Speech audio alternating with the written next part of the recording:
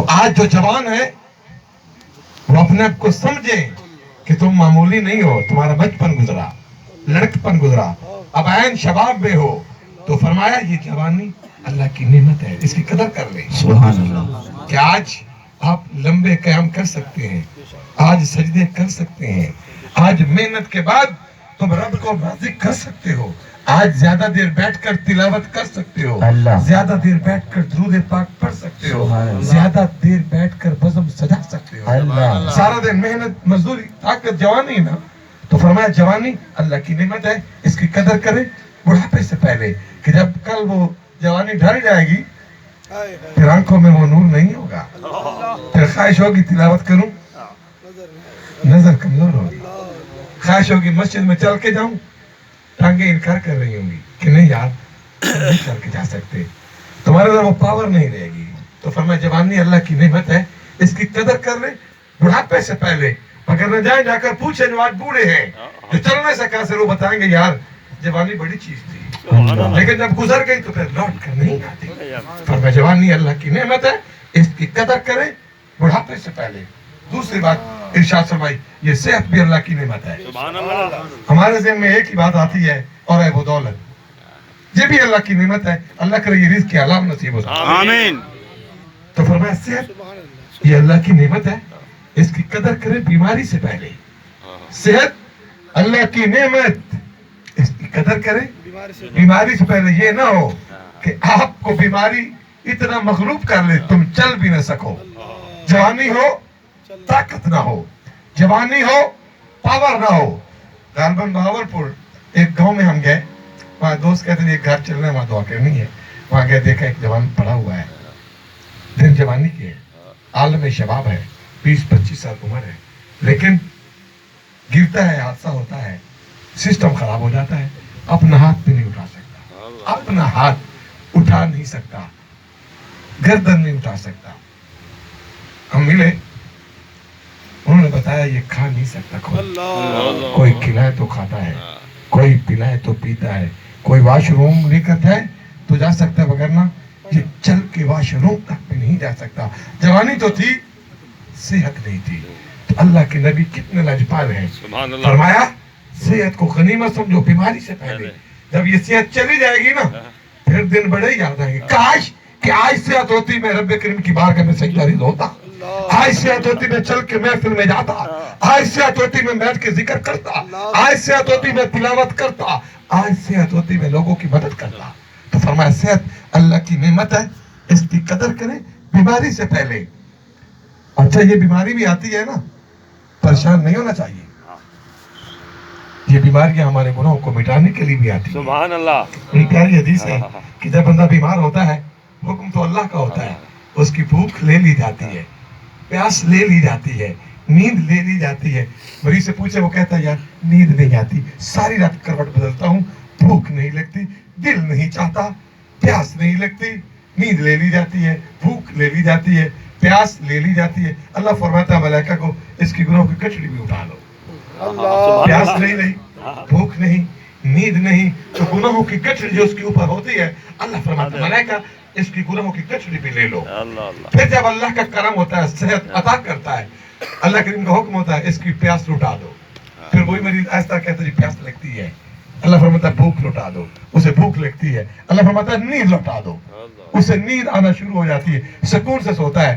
فرشتے پوچھے اے رب العالمین ہم نے بھوک کو لٹا دیا، پیاس کو لٹا دیا، نیند کو لٹایا، گناہوں کی گٹھڑی، اللہ فرماتا ہے میں نے اس کو معاف کر دیا۔ یہ کتنا کریم رب ہے، مالک بے نیاز، اللہ کل شیء قدیر، لیکن دکھ بھی دیتے تھے گناہوں کو مٹانے کے لیے۔ بے شک۔ جو تو نیک ہوتے وہ تو نیک ہوتے ہیں نا، ہم تو اپنی بات کرتے ہیں۔ جو مجرم جب یہ بیمار ہوتے ہیں تو اللہ کریم ان کے گناہ کو دھو دیتا ہے۔ تو فرمایا صحت اللہ کی نعمت ہے، آج صحت ہے تو اللہ کو راضی کر لو، اس کی بارگاہ میں سجدہ ریز ہو جائیں، کام کریں، محنت کریں، مزدوری کریں، پھر اللہ کی بارگاہ میں سجدہ ریز ہوں، کیوں؟ اس کو منانے کے لیے، اس کے محبوب کو خوش کرنے کے لیے۔ تو یہ تمہارے آنگن میں بہار رہے، تمہارے دلوں کو قرار نصیب ہو۔ آپ کتنے خوش نصیب لوگ ہیں، اللہ نے ہمیں مشائخ ہی وہ عطا کرائے کہ سجدہ بھی کرتے ہیں، فرصت کلمات میں یا ذکر خدا ہوتا ہے یا ذکر مصطفیٰ ہوتا ہے۔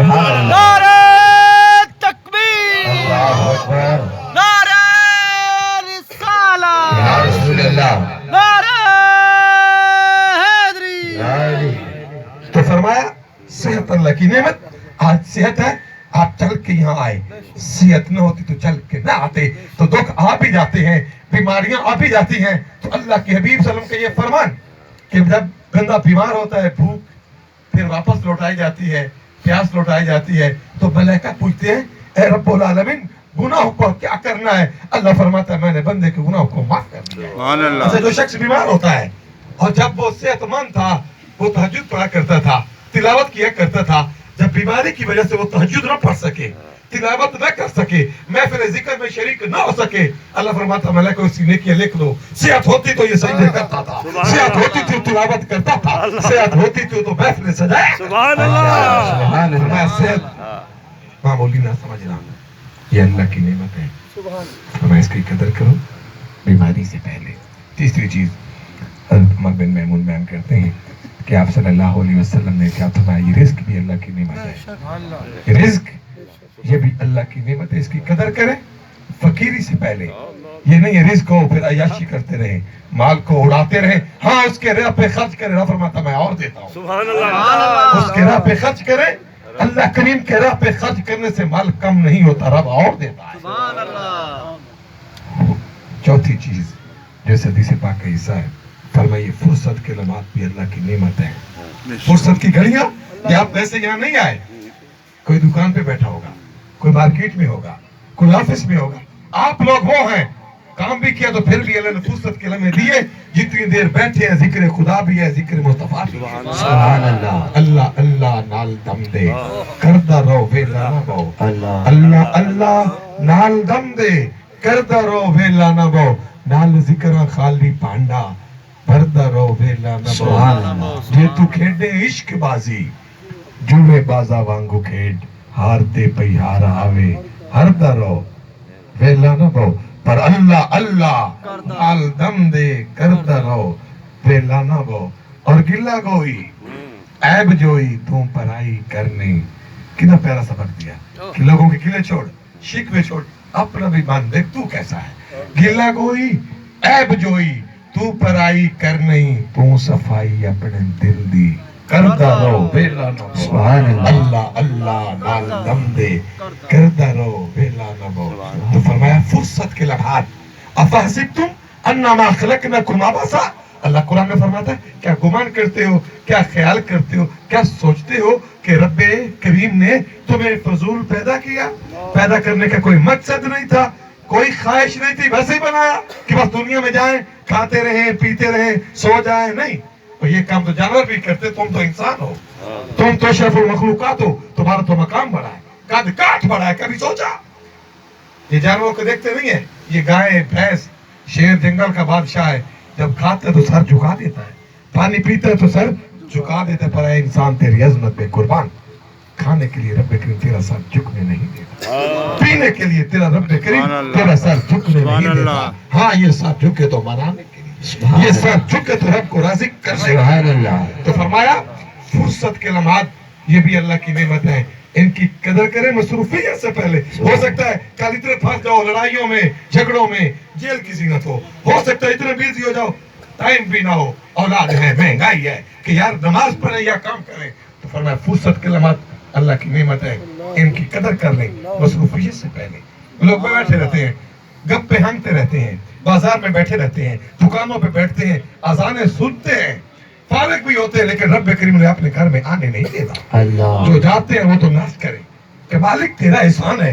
और एक बात है, कभी कभी मैं बताता हूँ दोस्तों को, बाद दफा लोग कहते यार आओ चलो जिक्र करते हैं, नमाज चलो, मैं पता है तू बढ़िया नमाज़ पढ़ता है, तू बड़ा जिक्र करता है, हालांकि ये जवाब नहीं है। हाँ उसे ये कहना चाहिए यार तुम तो खुशबख्त हो कि अल्लाह ने तुझे घर में आने का मौका दिया, तुझे अपने जिक्र की महफिल में बुलाया, अल्लाह मुझे भी तौफीक अता। ये जवाब नहीं है और तुम बड़े हाजी साहब हो, तुम ये हो सकता है वो नॉर्मल हो सकता है, वो गलत हो सकता है, तुम्हारा ये जुमला उसे बख्श दे और तुम खुद फंस जाओ। तो फरमाया फुर्सत के लम्हात अल्लाह की नेमत, इनकी कदर करें मसरूफियत से पहले। आखिरी बात जो इस हदीस पाक का हिस्सा है, आप सल्लल्लाहु अलैहि वसल्लम ने जब ये जिंदगी भी अल्लाह की नेमत है, ये सांसें जो ले रहे हैं इन्हें गनीमत समझो, हो सकता है ये कल सांसें बाकी ना रहे। मुझे आशिफ साहब एक बात बता रहे थे, एक प्रोग्राम पे ये लोग गए, वहाँ एक नौजवान बेटा नौजवान बेटी दोनों टीचर, स्कूल टीचर, शादी का दिन, शादी हुई, मगरिब की नमाज है, मगरिब का वक्त हुआ, नौजवान बेटा जो टीचर खुशियों में थे, शादी हो गई, आज पहला दिन शादी का, वलीमा खाते हैं, शाम के टाइम तबीयत खराब हुई, कहता मैं थोड़े लेटता हूँ, लेटा फिर उठ न सका, रूह प्रवास कर गई। और माँ बाप का एक ही बेटा, वो भी स्कूल टीचर, और जिस बेटी से शादी वो भी स्कूल टीचर, लेकिन मिलना भी नसीब न हुआ, पास बैठना भी नसीब न हुआ। तुम हो किस बात की बोली कि इंसान बात करे, नाज तो वहां करे जहां कोई कमजोर हो, वो तो रब करीम की बारगाह है, उसको तो राजी करना है, वो काम करे, रब भी राजी हो, रब का महबूब भी राजी हो। अब है सरकार माशर में कह दे, वो देखो हमारा गुलाम आ रहा है। फरमाया ये सांसें, ये जिंदगी, ये अल्लाह की नेमत है, इसको गनीमत समझो मौत से पहले। जब ये सांसें खत्म हो जाएंगी फिर लौट कर नहीं आएंगी। पहला शायर ने बड़ी प्यारी बात की, ये जिंदगी तो आर्जी है, ये बहारें आर्जी है, ना कर बंदिया मेरी मेरी, ना मेरी ना तेरी, 4 दिना दा मेला दुनिया फिर मिट्टी दी ढेरी, ते मस्जिद ढा दे, मंदिर ढा दे, ते ढा दे जो कुछ ठहंदा, पर बंदे दा दिल ना ढावी, रब दिला विच रहंदा। तो फरमाया ये सांसें, ये अल्लाह की नेमत है, इनकी कदर कर ले मौत से पहले। तो फरमाया फहसिबतुम अन्नमा खलकनाकुम अबसा व अन्नकुम इलैना ला तुरजऊन। अल्लाह फरमाता है यकीन ना करीम रब है, वो हमें इबादत का हुक्म ना भी दे तो वो मालिक है, लेकिन करीम था ना इसलिए हुक्म दिया कि आओ मुझे राजी कर लो, मेरी बारगाह में सजदा कर लो, मुझे राजी कर लो, तुम्हारा काम बन जाएगा। ये खेल खत्म होने वाला है। उन लम्हों से पहले के ऐलान हो, आज फलां खान साहब, मलिक साहब, चौधरी साहब नहीं रहे, आए इस हाल में जाए, अल्लाह भी राजी हो, अल्लाह का महबूब भी राजी हो। अल्लाह करीम हमें अमल की तौफीक अता फरमाए। वमा अलैना इल्लल बलाग।